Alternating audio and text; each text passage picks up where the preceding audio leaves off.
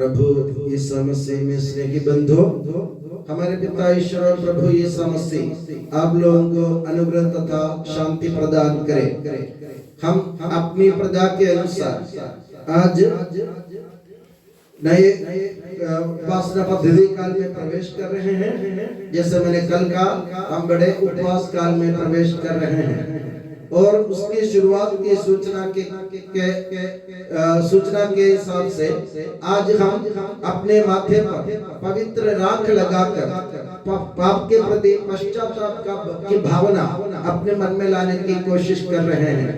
जैसे आप सबको मालूम है, हमारे पुराने विधान में नबी योनस के ग्रंथ में आप लोग पढ़ते हैं, निनिवे के लोग जब पाप के फंदे में फंसे हुए थे, जब लोग वे अपराधी हो गए थे, वे कुकर्म कर रहे थे, वे ईश्वर के राह से दूर हो गए थे, वे अलग अलग बट रहे थे और भटक रहे थे, तो ईश्वर ने नबी योनस को निनिवे के लोगों के पास भेजा और नबी योनस को ये संदेश दिया गया कि निनिवे के लोगों को समझाओ, अगर वे आने वाले दिनों में वे पश्चाताप नहीं करेंगे तो 40 दिन के अंदर अंदर वे उनके घर, उनके परिवार, उनके देश, उनके समाज, उनके पशु पक्षी सबके सत्यानाश होगा।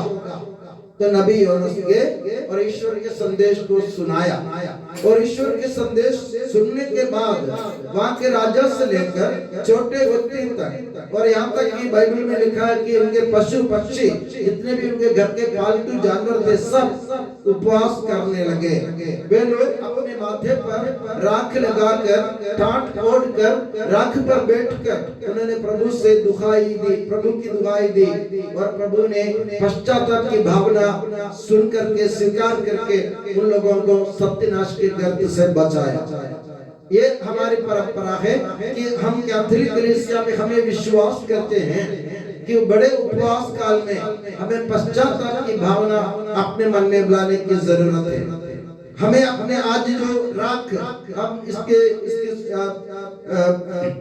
हम अपने माथे पर लगाने जा रहे हैं, ये इसके सूचना देती है हमको कि हम लोगों को अपने को दीनहीन बनाने की जरूरत है। हम ईश्वर के सामने अपने को छोटा समझने की जरूरत है।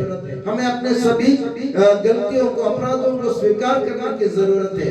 पाप की मतलब पाप का बोध हमारे मन में होना जरूरी है। यानी हमें यह मालूम होना चाहिए कि हमने अपने जीवन में बहुत सारी गलतियां कर ली, अभी हमें ईश्वर की तरफ अपने जीवन को मोड़ने की जरूरत है। इसके हिसाब से आज हम जो राख हम अपने माथे पर लगाएंगे, ये राख हमेशा पश्चाताप और दीनहीन भावना का प्रतीक है। जो व्यक्ति राख लगाता है या राख में बैठता है, वो अपने को ईश्वर के सामने, सबके सामने नम्र बनाता है। तो हमें अपने जीवन को ईश्वर के सामने तुच्छ समझकर अपने पापों के प्रति प्रायश्चित करने की जरूरत है। उसके लिए हमें क्या करना है? संत पौलुस रोमियो के नाम पत्र में, आज के पत्र में आप लोगों ने सुना, संत पौलुस कहते हैं आप लोग अपने को औचित्य से ज्यादा महत्व ना दे, यानी आप अपने को बड़ा ना समझे। और दूसरी बात, आप अपना पुराना स्वभाव बदल ले। अब अपना पुराना स्वभाव बदल ले तो सब कुछ नई दृष्टि से देखे। नई दृष्टि से देखने का मतलब, कल जैसे मैंने कहा ना, जब तक हम अपने बारे में सोचते थे, अपने स्वार्थ खोजते थे, अभी से हमें दूसरों के बारे में, दूसरों के प्रति अपने जीवन को अर्पित करने की जरूरत है। हमें सोचना है कि मेरे भाई बहन को मेरी तरफ से कोई तकलीफ तो नहीं है, मेरी तरफ से भले ही तकलीफ ना हो, अगर उनके जीवन में और कोई तकलीफ हो तो मुझे उससे हल करने की जरूरत है। मैं उनकी जरूरत में उनके साथ रहने की मुझे जरूरत है। और अपने जीवन में जो कुछ अभी तक मैं करता आ रहा था, उनमें संशोधन करने की जरूरत है। अभी तक जैसे मैंने कहा ना, मैं स्वार्थ की पूजा करता था। आप मुझे स्वार्थ को छोड़कर दूसरों के लिए अपने जीवन को समर्पित करने की जरूरत है।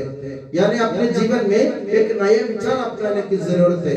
नए विचार जैसे मैंने कहा, हमें दूसरों के बारे में, अपने बारे में नहीं, दूसरों के बारे में सोचने की जरूरत है।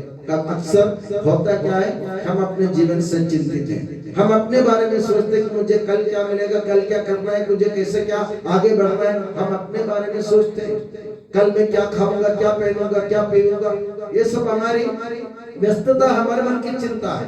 मगर हम ये नहीं सोचते कि हमारे आसपास के लोग हमारी जरूरत के लिए या हमारे उनको अपनी जरूरत है, वे अपनी जरूरत में हमारा इंतजार करते हैं। तो उन लोगों तक पहुंचना भी इस उपवास काल में हमारा मतलब और मकसद होना चाहिए। नहीं तो हमारा जीवन, जैसा मैंने कहा, हम फालतू इस दुनिया में जिएंगे और पश्चाताप के जो सूचना के रूप में हम जो राख लगाते हैं वो सब व्यर्थ हो जाएंगे।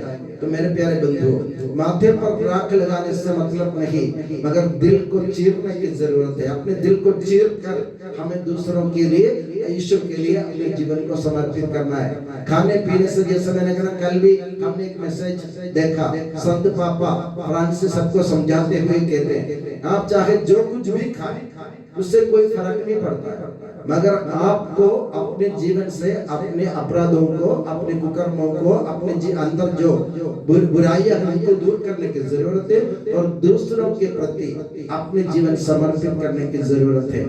इसी को कहते हैं उपवास।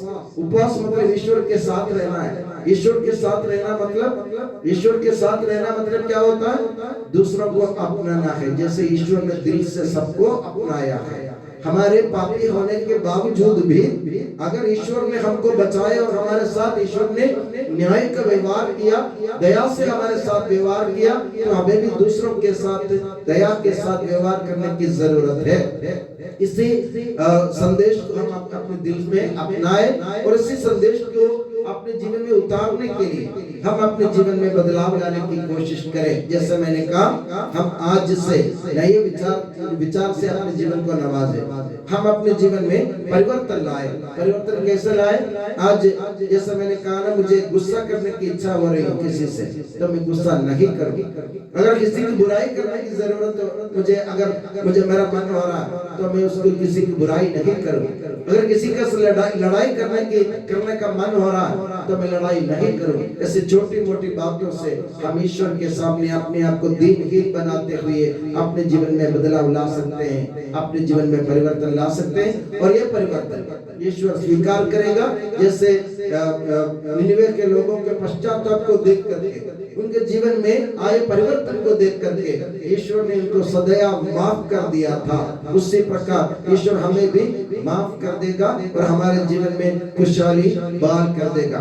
इसी उद्देश्य के साथ आज हम और श्रद्धा और भक्ति के साथ ये पवित्र राख अपने माथे पर लगाकर ईश्वर से वादा करेंगे कि हम अपने जीवन में जरूर परिवर्तन लाएंगे और अपने भाई बहनों को दिल से अपनाएंगे, अपने जीवन से कुकर्म को, अपराध को दूर करेंगे और अपने पापी जीवन को त्यागने के लिए हम तैयार हैं। ये वादा हम 40 दिन में, आने वाले 40 या 50 दिन में पूरी करने की कोशिश करें और प्रभु हमें आशीर्वाद प्रदान करेगा। और मैं दुआ करता हूँ कि प्रभु ईसा मसीह और माता मरियम आप सभी को हमेशा अपनी नियामत के छत्र छाया में सुखी और सुरक्षित रखे।